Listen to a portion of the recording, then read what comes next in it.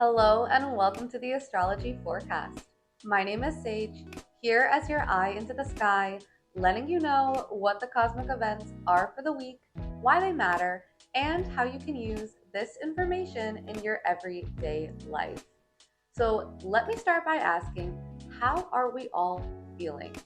Right now, we are at the very beginning, that precipice of what is expected to be one of the most significant moments of 2024.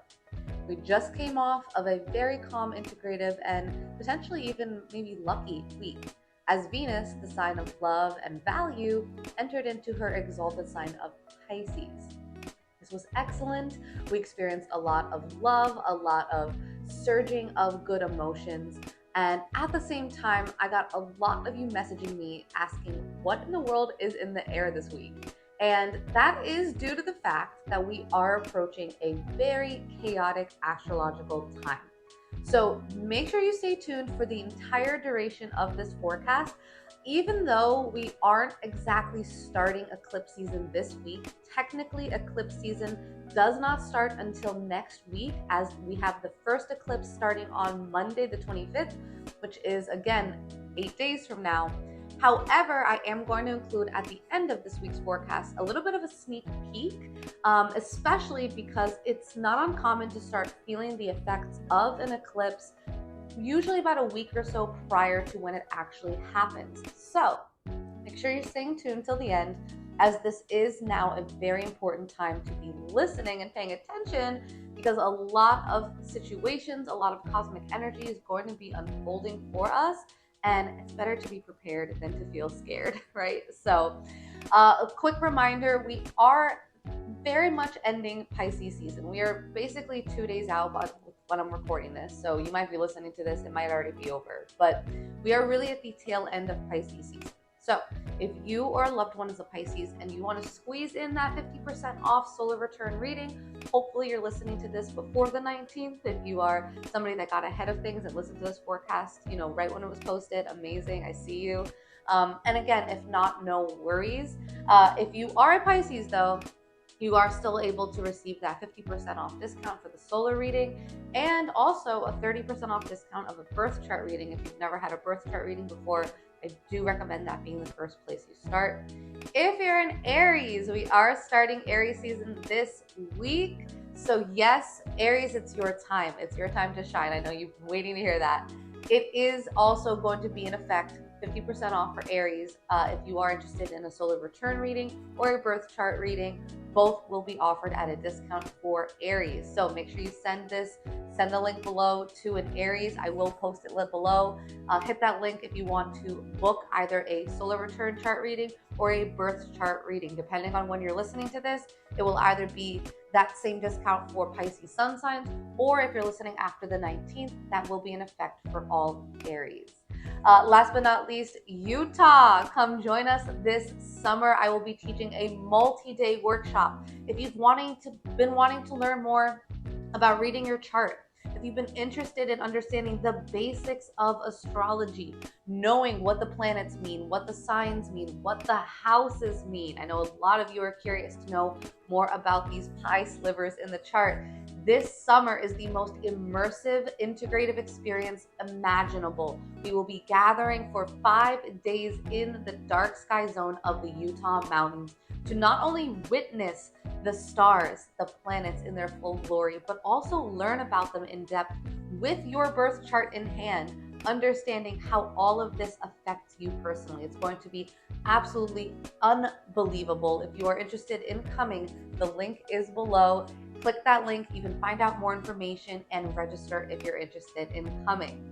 All right, last but not least, please make sure you're looking at where you have Pisces in your chart, where you've got Aries in your chart. What houses do these signs occupy? That is very important. And if you're an overachiever and you want to understand more about the eclipses ahead of time, definitely also look at where you've got Libra in your chart, as we've got that Libra full moon happening in a week. That is the first eclipse in the series coming up for us. So without further ado, let's dive into the 2 major cosmic events happening this week. So the first major cosmic event of the week is happening on Tuesday, March 19th. This is the spring equinox, as well as the sun entering into the sign of Aries. So let's just get one thing straight. Yes, I understand that in terms of the calendar year, January 1st marks the beginning of the year. However, in astrology world, this is actually the very beginning of the astrological year, as Aries represents the first sign of the zodiac, and this is the first day that the sun is entering into Aries. Now, this also coincides with the spring equinox. So, a little talk on astronomy. Let's talk about what this is looking like in terms of the actual sky. Where is everything located? Why is the spring equinox so important? Well, this is when the sun is crossing over the equator. It is exactly midway between the northern hemisphere and the southern hemisphere. And as the sun has been making its way up from the southern hemisphere, it's climbing up to the northern hemisphere and it stops right in the middle at that equator. The spring equinox essentially marks the equal point of daylight and night. So this is when we have equal day and equal night. It also marks the beginning of the days getting longer and the nights getting a bit shorter. So it's basically ushering in the light. So the spring equinox, especially if we're talking in the northern hemisphere, this is really the moment where we're emerging from our cocoon. See, we've been in Pisces season. We've been wrapping up the previous energetic year. And we've been really cleansing ourselves of all of those things that maybe we do not want to bring with us into the new energetic year, right? Energy is a real thing. And if we track the cycles of energy, we can better align ourselves with what is most supportive and least supportive during that time. During Pisces season, it's not really the most supportive time to start new things. It's more oftentimes the moment in our year, basically in our energetic year, that we look to basically look at what we don't want anymore and what we want to keep moving forward. It is that moment where we go inward and we reflect. And then Aries season starts. The spring equinox ushers in the beginning of spring. And now we spring ahead, right? We spring forward. We begin to want to begin new projects. We want to basically have that energetic reset. This is really what the spring equinox marks. This is the energetic reset of the year, right? And so some really positive things to do during this time, some spring cleaning, right? I know a lot of us are on their spring break right now. This is a great time to clean out your closet, to maybe donate the things that you no longer want, that you no longer use, and then also look to see what new things do you want to bring in. If you've been looking to start a new project, again, I'm just talking about Aries season in general. I'm going to get a little bit more specific on this particular Aries season as a little bit more unique than others. However, understand that in general, the spring equinox and Aries season does mark the beginning of a new cycle. It's a fresh start, it's a blank canvas. So utilize this time to your benefit for sure, especially these last few weeks of March before we hit that retrograde season when Mercury goes retrograde in Aries.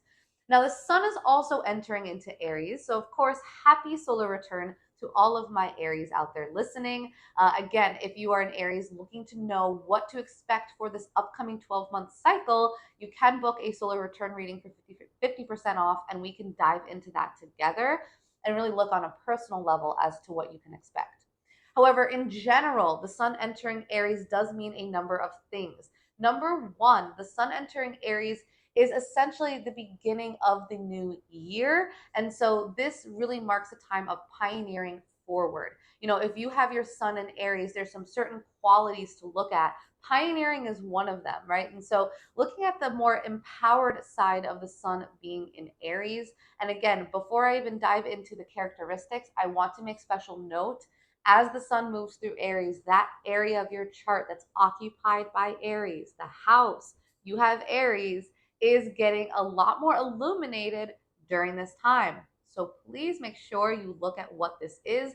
We also do have an eclipse happening around this time in this house and a retrograde. So your Aries house is getting a lot of attention over the next month.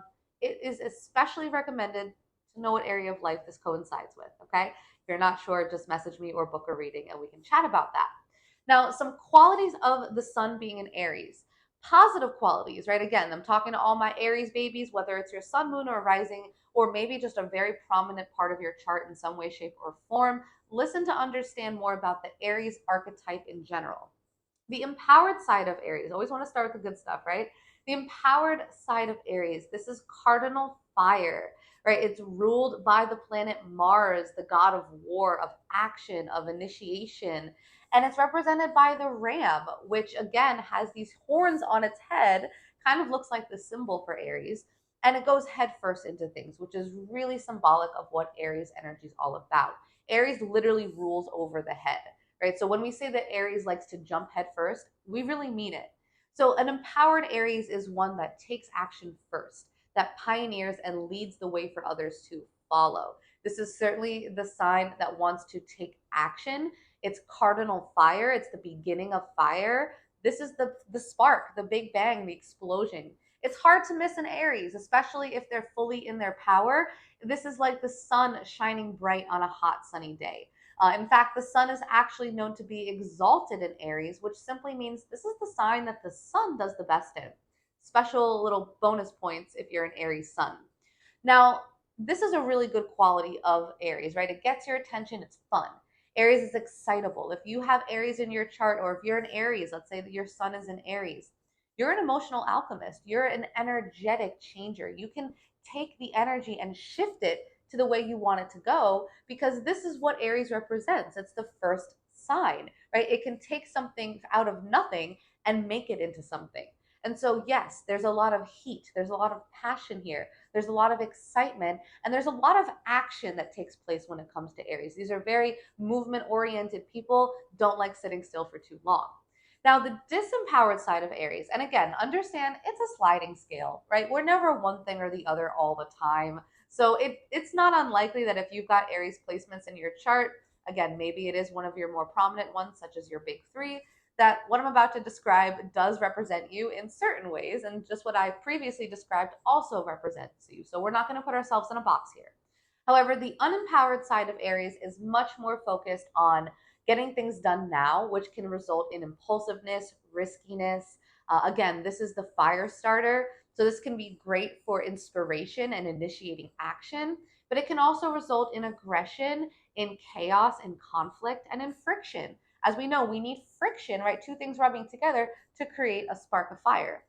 And so, in many ways, this can be a firework that we use to celebrate with, or this can be an explosion that scares us.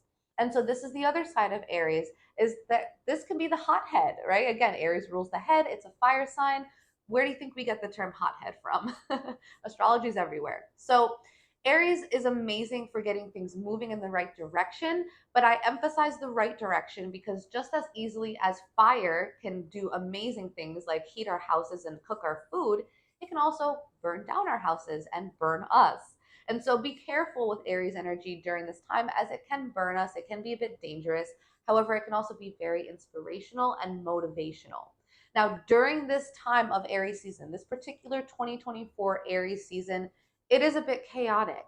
This Aries season is loaded with an eclipse series happening in the sign of Aries, no less. Of course, we've got a full moon in Libra happening next week on the 25th, which is the first eclipse in the series. And then we've got a new moon in Aries on April 8th, marking the end of the eclipse series, which is a 2 week span of time, basically taking up half of Aries season. So a lot of energy here. And not only that, but Mercury will be in Aries and it will be going retrograde on April 1st all the way until the 25th.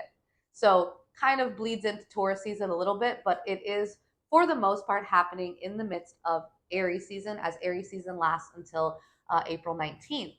And so this is a very chaotic, very energetically potent Aries season. It could be very pivotal for us, as again, it marks the very beginning of the new cycle. It also marks a time when we can see major pivot points, major significant moments in our life, as eclipses often usher those in. It can also be a time when things get a little wacky, as we've also got a retrograde paired in with all of that. So, best piece of advice is to surrender during this Aries season. I know, Aries, you want to take action, you want to initiate and start things. But my biggest piece of advice here is to take a second and be the observer. We've got a retrograde happening in Aries, which means that we're kind of pausing and reflecting and looking backward, while at the same time, the eclipse is kind of shaking things up. And so it's best to not take action immediately, as there might be a lot of things that we don't see right away, right? There can be a lot beneath the surface or behind the scenes. And so it's best to not jump headfirst into things, Aries, as it's more than likely what we want to do during this time. But unfortunately, with all of the other astrology going on, it's not what's most recommended. If you do want to utilize the initiative quality of Aries season this year alone, I would really recommend you take advantage of it this week, literally up until the eclipse, which is when it's recommended to kind of take a backseat and be the passenger princess of your life for a second during eclipse season. If you want to be in the driver's seat, if you want to take some action and move ahead and use this Aries energy for a purpose, do so between basically now and the 25th of March. If you wait into, past the 25th and you start to approach April when we've got that Mercury retrograde happening, it's not the opportune time to be starting anything. So again, I know this is unlike a lot of us during Aries season. We usually wait till Aries season to take action. And now you're hearing me say not to, right? This is why it's important to understand where everything is happening in our skies, not just the one planet. So again, Aries season, happy birthday. If you're in Aries, I know this is going to be a very big year for a lot of you. I'm seeing a lot of people having their birthdays around the eclipse, which marks a very significant time in your life and also marks a very big life-changing year on the horizon. So again, I highly recommend, I don't say this often, but I really recommend, if you're an Aries or if you know and love an Aries, this is the birthday you want a solar return reading, because this is going to be a year you want to know ahead of time what to expect. All right, guys. So again, Aries season starts on March 19th. And really from this point forward, we are full steam ahead. This is like this time when things get really heated up in the whole astrological year of 2024 as a whole. So really take note of where you've got Aries in your chart and be ready to experience a lot of kind of roller coaster during the time that the sun is in Aries. Moving along to the final cosmic event happening this week is on Friday, March 22nd, when Mars enters into Pisces. Now, first and foremost, pause this video, look at where you have Pisces in your chart. Check out the house it's in. This will correlate to the area of life that you're going to be having Mars moving through between March 22nd all the way until April 30th. Now, Mars has been in Aquarius for the past 5 weeks. Now, Mars in Aquarius was a whole different ballgame, right? Mars in Aquarius was the freedom fighter wanting to see change and innovation and action taken in the tech and online space and for humanity and social rights as a whole. All right, we saw this heavily even recently as we had the TikTok ban going on, right? Very Mars in Aquarius, looking to take action to cause some issues when it comes to the online space that so many of us utilize, right? This was very, very hallmark Mars in Aquarius. Now, on the 22nd, Mars will enter into Pisces. This is a very different energy as Mars is moving from an air sign to a water sign. So our action taking, our motivation goes from our mental space, our thoughts, to our emotions and our intuition. Now, when Mars is in Pisces, our aggression becomes a bit more internalized. This can result in more passive aggressiveness as opposed to long form debate, as Mars in Aquarius loves a good mental and conversation based debate. We enter Mars in Pisces and it's like, I'm just going to swim the other way. I don't really want to deal with this energy, right? That's a very Mars and Pisces thing to say. And so there can be a bit of a passive aggressiveness where that anger and aggression doesn't really go anywhere. It just doesn't get expressed as easily. More on that when I get into ways to work with Mars and Pisces. But I do want to zoom out for a second and look at the general cosmic climate. As Mars is in Pisces, it does do a lot of important astrological things and events. And it does influence a lot of the astrology that is coming up. The first thing is that Mars is going to be approaching an exact conjunction with Saturn during the time that it is in Pisces. Now, Mars conjunct Saturn can bring a lot of danger, a lot of real fear, and basically it can be a cause for concern. I don't mean that to scare us, but I do say it because in a larger context of, witnessing world events, so to speak, it is something to pay attention to, especially as we've also got these eclipses happening. We can really see a correlation going on where there can be a lot of chaos and a lot of need to surrender to the situations that happen to play out. Mars conjunct Saturn can also be really good for taking your goals, for taking the things that you want to move ahead with and putting some structure behind them, right? And so there can be a lot of positives behind this. We can see a lot of, ability to make our goals actually real, while at the same time accepting the fact that time does play a part here, as Saturn is the lord of time. And while Mars is like, go, go, go, go, go, Saturn can kind of be that grinding halt. It can kind of slow things down and forces us to take our time, Saturn, while still moving forward with our goals, Mars. So that can really be something we experience over the course of the 5 weeks that Mars is in Pisces. But I do want to go through 3 ways that you can actually work with this energy of Mars being in Pisces. So the first way I recommend you work with Mars being in Pisces is to trust your gut in all actions and decisions that you make. Now, again, Mars is going to be doing a lot during the time that it's in Pisces, especially considering that it will be hanging out with our favorite planet, Saturn, reminding us to take real responsibility for the goals we set. This can also bring about real danger, real cause for concern, even conflict, right? And again, Mars is the planet of war and battle, so this is to be expected. But in Pisces, we don't want to think so much. We want to feel more than we rationalize. And so, trusting our gut is the best thing we can do when making those decisions, when taking that action. Make sure you've checked in with your intuition first. What does your gut say, right? Your gut is like your second brain. In this case, we really are tapping into that brain in order to help us guide our actions moving forward. So, be aware of what your soul is telling you when it comes to if you're in alignment with the things you're doing and taking action on, or maybe you're not. And again, you will know this, especially during the retrograde when Mercury goes retrograde in Aries. We will definitely feel this, and it's going to basically make us look at the actions we want to take, especially in the Pisces area of our chart. It's going to have us reflecting on that and asking us to listen to our feelings before really making anything set in stone. The second thing I really recommend you do during the time that Mars is in Pisces is to slow down before taking any major risks. I know all you Aries listening to this are like, what are you telling me to slow down for? I understand that, especially with Mars, we want to move forward and we want to do it quickly. But Mars in Pisces is kind of like trying to run underwater. I'm sure if you've all done this before, you know that it's not the easiest thing to do, and it certainly is not the fastest thing to do. And so this is really the energy we're experiencing with Mars being in Pisces, keeping in mind that Mars does rule over the sign of Aries. And so the sun is being ruled by Mars in this sense. And it's really forcing us to slow down and to think about things before we just jump in.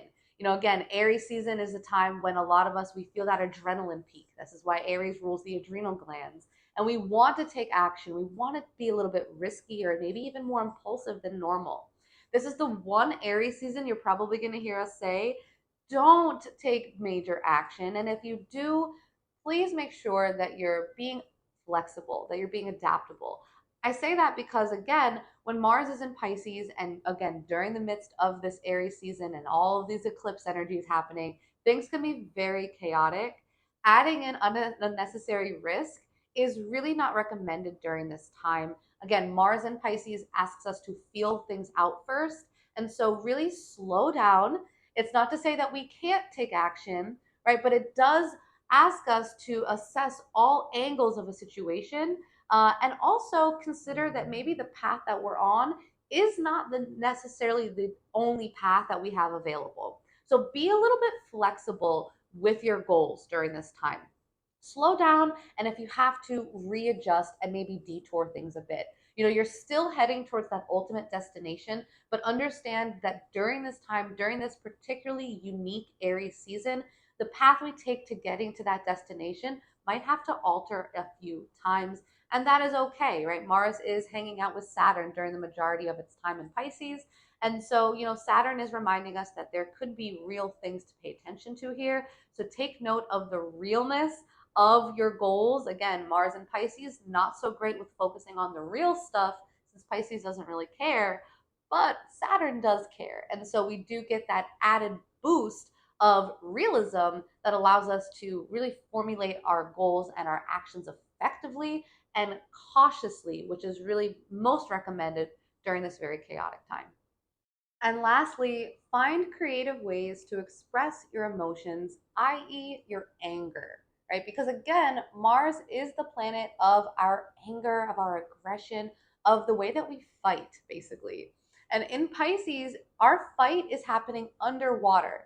So if you've ever tried to fight somebody underwater, I don't know, I never have, but if you've ever tried, I'm going to say that it's not the easiest thing and that you kind of have to, make some adjustments during the course of that fight, right? This is the same energy we're experiencing with Mars and Pisces.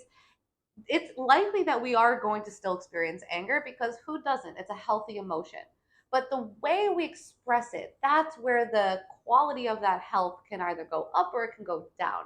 Again, with Pisces, it's a water sign. And so with water, we absorb things. And so we might internalize our emotions, especially our anger, during the time of Mars and Pisces, which again is not the healthiest way of handling things. Instead, it's best to find a creative method to express that anger. Again, maybe don't go head first into fighting somebody, but perhaps you write a very anger filled poem, right? And you express how you feel and the emotions that you're experiencing through this very creative outlet, such as a poem or a song lyric. I know there's some slam poetry, right? That's a perfect example of Mars in Pisces. It's like you're expressing it, but you're doing it in a very poetic like way, which is again a very Piscean way. Now, this can look like anything that feels uniquely expressive and creative to you. Typically, there's an artistic quality to it, but this could also simply be you maybe meditating on your anger and on those feelings that maybe rev you up and seeking ways to still express it. Because again, if we allow it to get too internalized, then our issues start to live in our tissues, and that becomes extremely unhealthy for the physical body. So make sure you're still tending to your emotions, still finding ways to express those emotions that get our, heat up, that get the volume turned up within us, but do it in a way that does feel very creative for you and maybe not so direct and straightforward. As again, Mars is trying to run underwater and it could slow us down, which could even cause more frustration. So, keeping that in mind, find creative outlets for all of those emotions that make feel a little bit more revved up in nature. Now, those were the two major cosmic events of this week between the 17th and the 24th. However, I did promise a bit of discussion around the eclipses because we are more than likely going to start feeling the energy of this approaching eclipse during this upcoming week or during the week that you're listening to this forecast. And so the eclipses start on Monday, March 25th. We have a lunar, which means a full moon eclipse in the sign of Libra. Now, this is a continuation from the first eclipse we had in Libra back in October. So I do want you to take this week to reflect on the themes and the things and the situations that came up for you in October, specifically middle of October, but pretty much the entire duration of October, as that whole month was really marked with eclipse energy.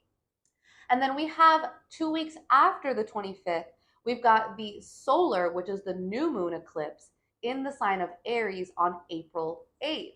Now, during the 25th, all the way until the 8th, we will be basically entering into what's considered an eclipse portal. This is a very special time during the year. We've only got two of these every year. So really pay attention to the things that come up for you during this time. And know that the themes that we're going to be experiencing, number one, are Aries and Libra themes, which is all about relationships, cutting relationship ties and cords, understanding the value of self-love while also learning how to fill others' cups at the same time. Again, Aries is the sign of self, while Libra is the sign of other. So balancing, right, Libra energy, we've got that Libra full moon in a week, balancing the need to fill your own cup and to tend to your own needs and desires, while at the same time learning how to work with and cooperate with the other people and relationships in your life. Eclipses can bring about major beginnings and endings, so it's not unlikely that relationships will come and relationships will also die out. During the time of the eclipse, we might get a lot more clarity on the relationships in our life, the ones that are meant to stay and the ones that are not meant to stay. So again, knowing where you've got both Aries and Libra in your chart is especially recommended, especially if you're listening during this particular week, the week prior to that initial lunar eclipse in Libra. Look at the house that Libra occupies, because that is where the full moon will be illuminating. It will be an eclipse in that house. So it's a very important house to note in your chart. So look at where you've got Libra. And of course, I know most of us at this point in the video already have, but knowing where you've got Aries is especially also important, because both of these houses are getting activated by this eclipse series. So lots to take in, a lot to integrate, and know that again, this time of the year is about to get a bit chaotic. I did recommend on my Instagram stories, but if you haven't already filed your taxes, please do so before April 1st, when Mercury goes retrograde in the midst of that eclipse portal. Not the best time to be dealing with government paperwork. So please make sure that is handled ahead of time if you haven't already done it, or any sort of major purchases, anything that you have control over, especially the things that we recommend handling ahead of a retrograde, like backing up your technology, for example, or finalizing travel plans. Please do all of that before the 1st of April. Even if you can be ahead of things, do it before the 25th, because once the 25th starts, we are pretty much catapulted into the chaos of eclipse season, and we want to have all of our, I's dotted and T's crossed ahead of time. So I hope this information was helpful for everybody. I am here if you do require any more personalized cosmic insight, as I know a lot of us might be feeling a lot of things during this time, and know that my DMs are always open. And if you are someone that has had a reading with me in the past and we've worked together on your chart, even better, because now I can really give you that helpful insight and guidance during this otherwise very chaotic moment of 2024. So thank you all for tuning in. If you got value from this video, please make sure you hit the like button. If you haven't already subscribed to this channel, please hit the subscribe button. Comment if there's anything on your heart you would like to share. And again, make sure you stay tuned for next week, as I will be doing an even deeper deep dive into this eclipse series. You don't want to miss that. I send you all so much love. Have a beautiful week, and I will catch you guys again next Sunday.